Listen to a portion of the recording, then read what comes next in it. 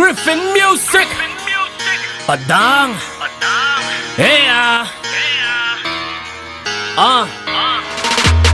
Ano ba problema nyo? Problema nyo, ayusin nyo. Hindi problema ng iba, pinangihimasukan nyo. Ang nilinis nyo na nga pakialamero pa kayo. Kayo na tong mga santo, kinang ina mo. Ano ba problema nyo? Problema nyo, ayusin nyo. Hindi problema ng iba, pinangihimasukan nyo. Ang tatanda nyo na inutil pa rin kayo. Puro lang Tito Badang, kinang ina mo. Hoy mangmang, puro ka pangalawang beses na yan. Matanong ko lang, kaldero nyo ba meron laman? At nag-aaral ka ba na mabuti?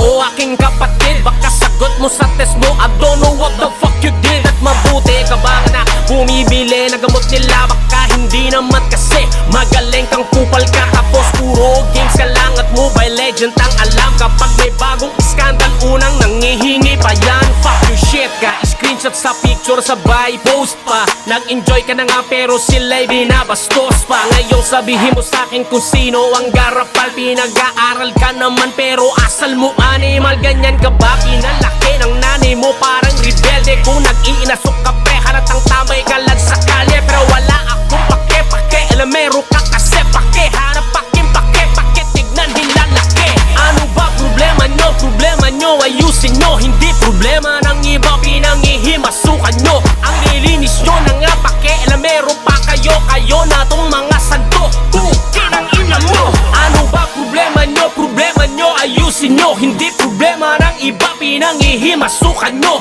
Ang tatanda nyo na inutil pa rin kayo. Puro lang Tito Badang, kinang ina mo. Ito naman si Mr. Rapper, sorry to na super gangster. Pero iyakin din pag binabasag siya ng bashers. Ito yung malakas manggago at malakas din mang insulto. Pero pag siya ginagago, halos magsumbong kay Tulpo. Para siyang si Makagago, mas maselan pa sa bobo. Di siya pwedeng banggitin kasi magwawala ng todo. Para siyang uhuging bata na kulang sa pansin. Pag di mo pinapansin, sa flip top ka aasarin. Katulad ng tumira sa'kin, mga puking ina nyo. Mga feeling totoo, mga plastic din kayo. Hindi kayo nalalayo sa isang itlog na bugok. Puti nga ang nyong palabas pero loob na may bulok. Kaya bago ka manghusga, tignan mo ang sarili mo. Baka mas kupal ka pa kesa sa supot na titi mo.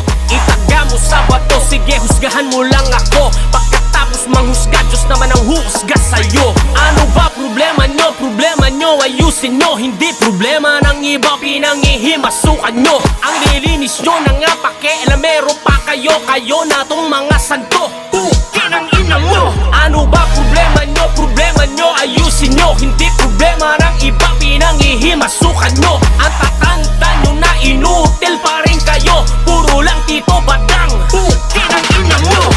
Huli ka ng bully, may sakit pala ang nanay mo. Ang tatay mo merong kabit tapos iniwan lang kayo.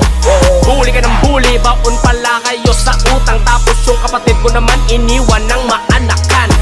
Huli ka ng bully, pabigat ka lang sa magulang mo. Ang laki ng katawan mo, palaki itlog ang alam mo.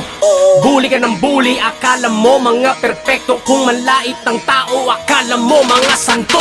Itaga mo sa bato, sige husgahan mo lang ako. Pagkatapos manghusga, Diyos naman ang huhusga sa'yo. Itaga mo sa bato, sige husgahan mo lang ako. Pagkatapos manghusga, Diyos naman ang huhusga sa'yo. Taan mo.